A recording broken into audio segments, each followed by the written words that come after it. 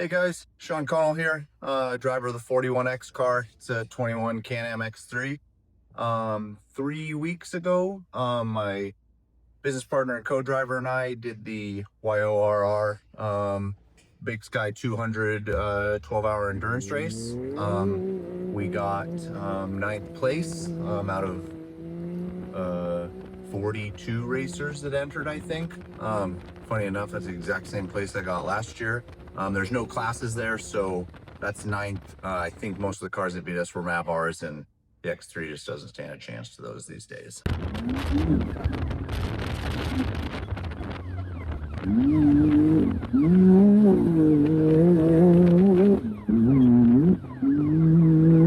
anyways, we had a great time. The car was flawless. We had one nut back off on a tie rod ever so slightly, but Rich Goldman, one of our pit guys, and I've raced with him a bunch in his 4400 car, helped out tighten it. That is literally the only thing this car needed besides fuel, and then some snacks and candy for the co-driver and me. Yeah, the car did great. Everything worked amazing. We got a new Lawrence GPS. Trevin, my co-driver, was amazing the entire race, making calls out for literally, he didn't stop talking for 12 hours. Everything worked really well. But that said, the race is 12 hours. That was the quickest part of the whole thing. It went by really quickly. The big part is car prep. It's weeks of work. It's just me doing it. The car was put together, but prepping a car to race is a whole nother thing than like a small ride where there's no timeline or like you're just going out to have fun. Literally, there is 12 time joints on this car. They all get replaced every race. 4 wheel bearings, they all get replaced. 8 brake pads, they all get replaced. Even like the wheel bearings and time joints were still tight when I pulled them off, so we toss them in the toolbox for spares. But in a race, it's the time joints are $20 a piece. I couldn't imagine getting kicked out of the race for a $20 part. So I just replaced all of them, all of the fluids. And then it's literally, you go over every single nut and bolt on the car and make sure that it's tight, it's been Loctited and painted. So you know if it's come loose during a race. Yeah, it's a whole lot of work. It's probably, I would say by myself, 40 to 60 hours of prep time getting the car that ready and making sure that everything is good to go. All right, guys, we're at the Montana 200. We're gonna race in the 12-hour. We just got done pre-running. I brought all the stuff to do a base station, but I did not get the radio program, so we're having to get really creative. So we're gonna set it up here. We're gonna use Nathan's rig, his rugged radio, and plug into the back of it as the base station. So hopefully this works. It's hot.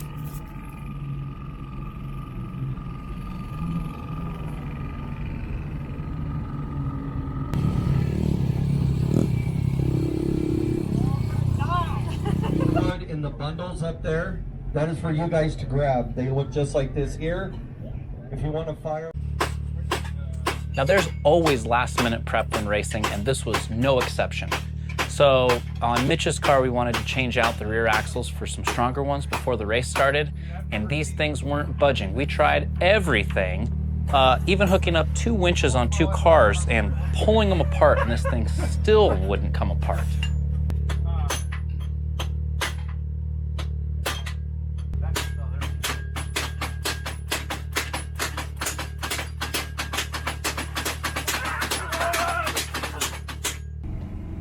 Meanwhile, one of our other teammates, Jonathan, hit a G out a little bit too hard. And when he did, he broke the lower control arm on his MAVR, which turned into an all-night project of welding and trying to get that sucker back up and running. If we can pull this that way. Or if dude has this same arm.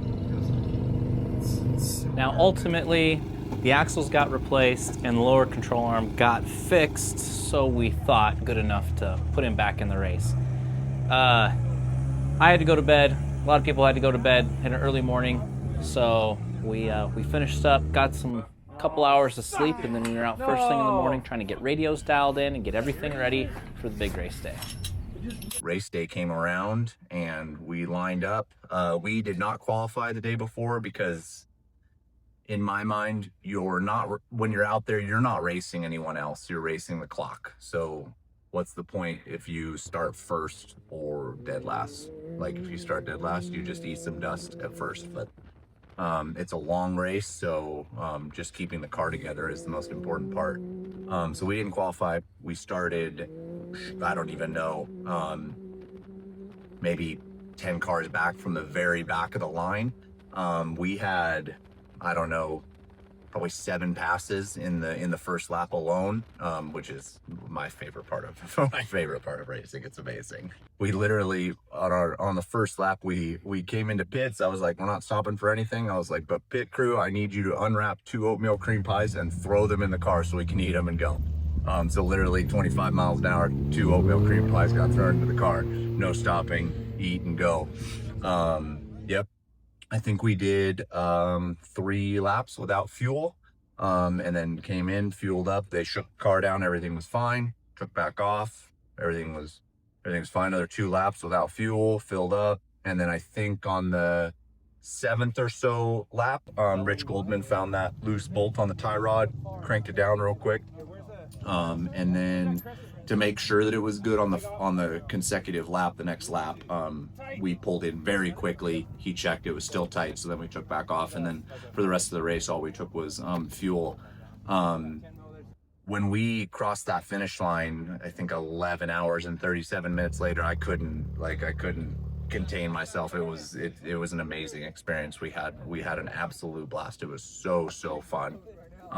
Everything worked good. Unfortunately, our live stream, even though we're the ones that developed it, our live stream functioned properly in Mitch's car, but something happened with my Starlink and we lost our Starlink like 3 hours in. So most of our race didn't get recorded, but whatever, it's all good. It was a Starlink problem, not a us problem, so nothing we could solve, and it was not that big of a deal. Yeah, we had some friends from Washington, Nathan and his girlfriend Marley, come out.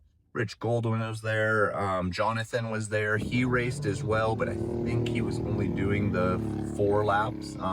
Something happened with his Mav-R and he couldn't finish. Bunch of people were out there. Tanner, who we met the previous race, he races a Kawasaki KRX. He was a big help in pits. Cody Piscatelli, his pit crew was there helping him, and then they helped us a couple of times when we pulled into the pits. It's like it's a big team family sport. Everybody helps each other, even though you're ruthless out on the track. Everyone's there for each other, no matter what we need. A guy that was racing with us, Mitch, he actually won the 12-hour, which is amazing. I don't know how many races he has under his belt, but he's got Jason Watt behind him, building his cars. They put up a great fight, had a great race the whole time. Yeah, congrats, Mitch. That was awesome that you won that race. Yeah, that will probably have been this car's last race. We're waiting for the 2026 Mav-R to come out, and we're planning on putting an order on one.